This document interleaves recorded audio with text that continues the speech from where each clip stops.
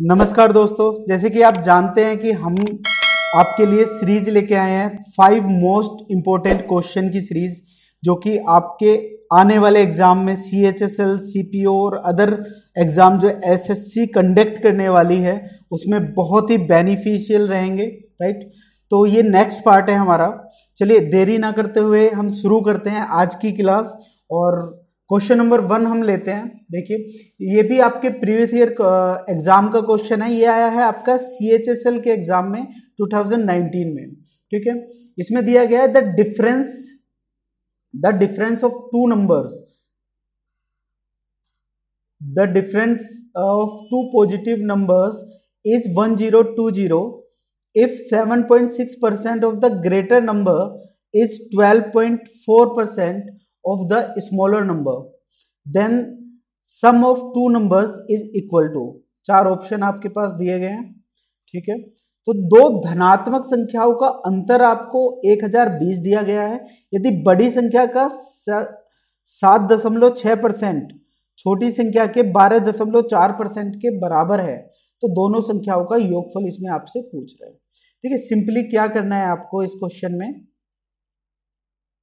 मैं इसे pen select कर लेता हूं, जस्ट अ मिनट जी। ये कह रहा है कि 7.6, मान लीजिए एक संख्या उसमें A है और दूसरी संख्या B है। ठीक है ना, A आपकी ग्रेटर देन है B, तो ये ग्रेटर संख्या का 7.6% ऑफ A किसके इक्वल है आपका 12.4% ऑफ B। ठीक है, तो यहां से हमारा क्या आ जाएगा, आपका रेशो आ जाएगा A और B का। देखिए क्या रेशो है, परसेंटेज से परसेंटेज आपका डायरेक्ट कैंसिल हो जाता है अगर इक्वल है। यहां से ये जाता है आपका पॉइंट से पॉइंट भी हट जाएगा, और ये क्या आएगा 4, 19 चौक 76। ठीक है ना, 19 चौक 76, 4 से कटेगा ये, और ये भी 4 से कटेगा, 4 तिया 12, 4 एकम 4। तो यहाँ पे हमारा A और B का रेशो आ गया है, कितना आ गया है 31/99। समझ पा रहे हैं?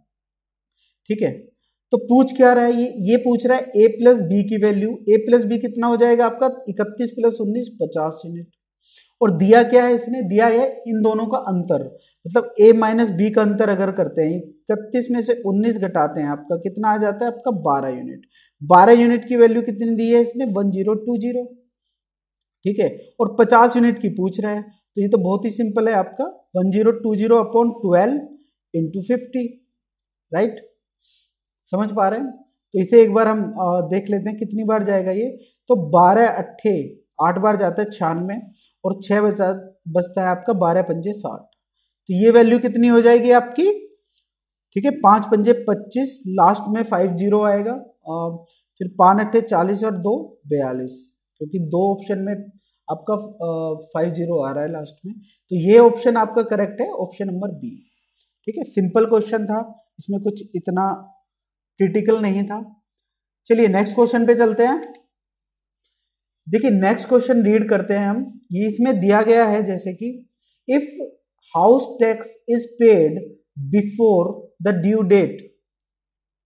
ठीक है, वो कह रहा है कि अगर हम हाउस टैक्स को ड्यू डेट से पहले हम क्या कर देते हैं, पेड कर देते हैं, तो one gets a reduction of 12% on the amount of bill.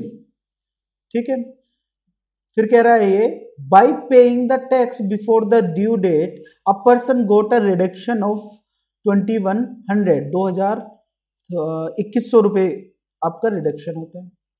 ठीक है, the amount of house tax paid was, ठीक है ना, तो वो पूछ रहा है कि कितना हाउस टैक्स था, अमाउंट ऑफ हाउस टैक्स ये पूछ रहा है।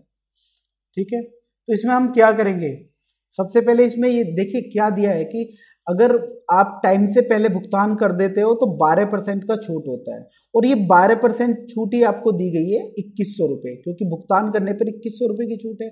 तो वो क्या कह रहा है कि आपकी भुगतान की गई राशि बताइए। तो इसमें क्या है, आपका डायरेक्ट आपकी 12% की वैल्यू आपको दे रखी है। कितनी दे रखी है 12% की वैल्यू आपकी 2100 रुपये। ठीक है, मान लीजिएगा अगर हाउस टैक्स आपका 100 यूनिट है, 100% है, ठीक है, उसमें 12% की छूट मिली, ठीक है, तो आपका कितना हाउस टैक्स गया, ठीक है, 100 माइनस 12%, मतलब कि 12% की वैल्यू आपकी 2100 रुपये है। तो यहाँ से अगर हमें पूरा हाउस टैक्स निकालना हो तो हम कैसे निकालेंगे? देखिए 12% की वैल्यू ये है, तो यहाँ से 3 बार इसे कट जाएगा, 3 चौक 12, 3 सत्ते 21, ठीक है। और 100% के लिए मैं क्या करूँगा, 25 से दोनों तरफ मल्टीप्लाई कर दूंगा, यहाँ पे भी 25 से मल्टीप्लाई हो जाएगी, तो ये आपका 100% की वैल्यू कितनी आ जाएगी, 25 चौका 100, 25 सत्ते 175, समझ रहे हैं? ठीक है, तो ये हुआ आपका 17,500 रुपये। अब 17,500 हमारा क्या था, 17,500 हमारा टैक्स था जिसपे 12% की छूट मिली थी।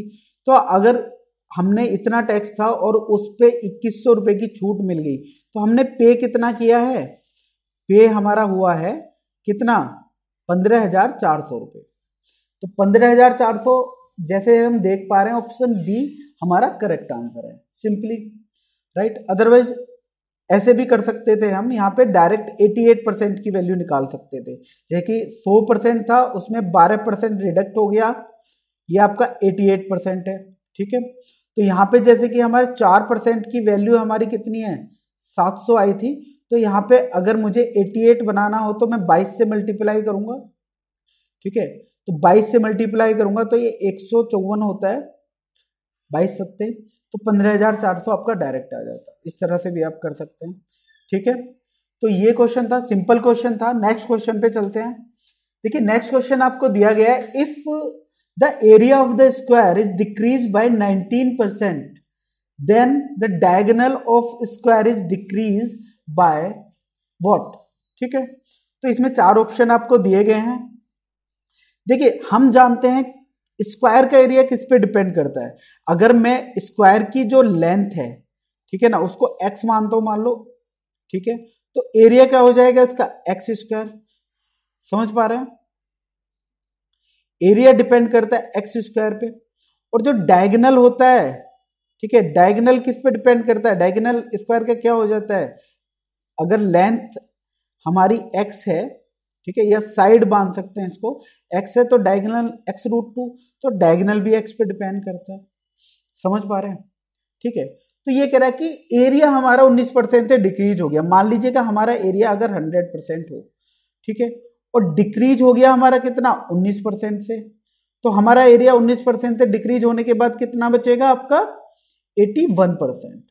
तो ये एरिया की बात है। अगर मैं क्या करूं, इस दोनों साइड का स्क्वायर रूट कर दूं, ठीक है, स्क्वायर रूट कर दूं तो ये x की वैल्यू आ जाएगी, ठीक है, मतलब कि ये 10 से कितना होगा, 9। मतलब अगर लेंथ, अगर साइड हमारी कितनी 10 से 9 होगी तो एरिया हमारा 100 से 81 हो जाएगा। इसका मतलब जो हमारा डायगोनल है, डायगोनल हमारा कितने परसेंट से डिक्रीज होगा, 1/10, मतलब 10%। समझ पा रहे हैं? ठीक है, एक्चुअली ये आपका परसेंटेज, इनकी सक्सेसिव परसेंटेज डिक्रीज का कॉन्सेप्ट होता है।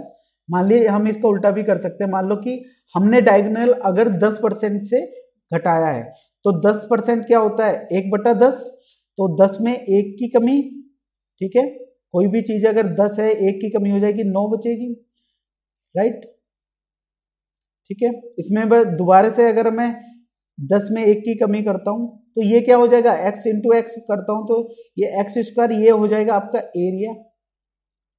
और यहाँ पे आपका 100, 10 इंटू 10 100, पहला एरिया कितना था आपका 100, 9 इंटू 9 81। तो ये आपका सेम क्वेश्चन बनता है, इस तरह से भी आपको पूछ सकता है। -19% हो जाएगा आपका एरिया, घट जाएगा। चलिए ये भी आसान सा क्वेश्चन था। नेक्स्ट चलते हैं हम। नेक्स्ट इसमें दिया गया है कि rice is now being sold at 29 per kg during the last month. Its cost was 25 rupees per kg. By how much % should a family reduce its consumption so as to keep the expenditure the same as before? ठीक है, ये क्या है, वर्तमान में चावल 29 रुपए प्रति किलो है, जबकि पिछले महीने उसका मूल्य आपका 25 रुपए प्रति किलो था। तो ये पूछ रहा है कि किसी परिवार को चावल की खपत में कितने प्रतिशत की कमी करें कि ताकि व्यय में कोई बदलाव ना आए, वह एक समान रहे। तो इस तरह के क्वेश्चन में सबसे पहले हमें समझना होगा, देखिए हमारा एक्सपेंडिचर क्या होता है। एक्सपेंडिचर दो चीजों पे डिपेंड करता है, एक तो प्राइस और एक क्वांटिटी, मतलब कितने रुपए किलो हमारा चावल था और कितने किलो चावल हम यूज कर रहे थे, ठीक है। अब ये कहता है कि एक्सपेंडिचर को हमें कांस्टेंट रखना है, एक्सपेंडिचर बदलना नहीं चाहिए। अगर एक्सपेंडिचर हमारा, ठीक है, ये क्या हो जाएगा, कांस्टेंट होगा, तो हमारा जो प्राइस होगा वो इनवर्सली प्रोपोर्शनल टू क्वांटिटी होगा, ये हम जानते हैं। मतलब जो बदलाव हमारा प्राइस में होगा उसका जस्ट उल्टा हमारा क्या, क्वांटिटी में हमें बदलाव करना होगा। देखिए इसमें प्राइस हमारा इनवर्सली प्रोपोर्शनल टू क्वांटिटी है, मतलब इसने प्राइस दे रखा है। देखिए लास्ट मंथ का प्राइस हमारा था 25 रुपये पर केजी, अभी का प्राइस है आपका 29, तो 25 से 29 हमारा प्राइस हुआ। तो इनवर्सली जो क्वांटिटी है हमें उसी रेशो में घटानी होगी, मतलब कि लास्ट मंथ अगर हम 29 केजी यूज कर रहे थे तो अब हमें 25 केजी यूज करना पड़ेगा। देखिए एक्सपेंडिचर क्या होता है, प्राइस इंटू क्वांटिटी। एक्सपेंडिचर हमें कांस्टेंट रखना है, 25 इंटू 29 यहाँ पे भी है और 29 इंटू 25 सेम है। इसका मतलब हमारा 4 की कमी होगी 29 पे, ठीक है। तो हम निकाल सकते हैं कि 4 की कमी होगी 29 पे, तो 4 29 का कितना परसेंट होगा, ये हमारा आंसर होगा। इसे हम डायरेक्ट डिवाइड करके भी निकाल सकते हैं, अदरवाइज आप क्या कर सकते हैं, देखिए 29 का 10% अगर देखे जाए तो हमारा 2.9 है, राइट। हमें कितने की कमी करनी है, 4 की, मतलब 1.1 अप्रोक्स और बचना चाहिए, ठीक है। तो अगर मैं 1% की वैल्यू लेता हूँ 29 की, 0.29 होगा, तो 29 गुना 4 लगभग 4 से मल्टीप्लाई करूंगा मैं, ठीक है, तो कितना हो जाएगा, 4 9 36, 4 2 8 3 11, 1.16, 1.1 1.6 अप्रोक्स आ रहा है, मतलब कि 10 प्लस 4 आपका 14% हमारा क्या होगा, डिक्रीज होगा, राइट। इस चीज को समझ पा रहे हैं तो सही है, अदरवाइज आप डायरेक्ट क्या कर पा रहे हैं, डायरेक्ट इसको क्या डिवाइड कर लो, राइट। देखिए ये चीज अगर आप कैलकुलेट करते हैं 10% की वैल्यू, ये आप माइंड में कैलकुलेट कर सकते हैं, ठीक है। इसमें पेन पेपर की रिक्वायरमेंट नहीं है, ये तो मुझे समझाने के लिए आपको बताना पड़ रहा है। अदरवाइज आप डायरेक्ट आप डिवाइड करिए, 29 एकम 29, 10 में से 9 गया 1, तो यहाँ पे 1 बचता है, यहाँ पे ये, तो लगभग 4 बार चलेगा आपका 116, लगभग 14 के करीब, क्योंकि ये क्या पूछ रहा है, निकटतम पूछ रहा है, ठीक है, पूर्णांक तक, तो हमारा ये 14% के बिल्कुल निकटतम होगा, तो ऑप्शन ए हमारा करेक्ट आंसर है, ठीक है। सिंपल क्वेश्चन था, थोड़ा सा बस कैलकुलेट करते वक्त ध्यान रखना, क्योंकि ऑप्शन बहुत क्लोज है, 13%, 12%।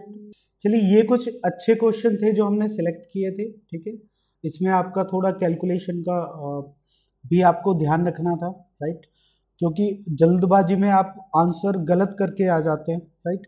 तो बहुत ही ध्यान से आपको कैलकुलेशन करनी है, और नेक्स्ट वीडियो हम बहुत जल्दी लेके आ रहे हैं, ठीक है, उसमें भी अच्छे अच्छे क्वेश्चन हम सिलेक्ट करेंगे, ठीक है। तब तक के लिए धन्यवाद।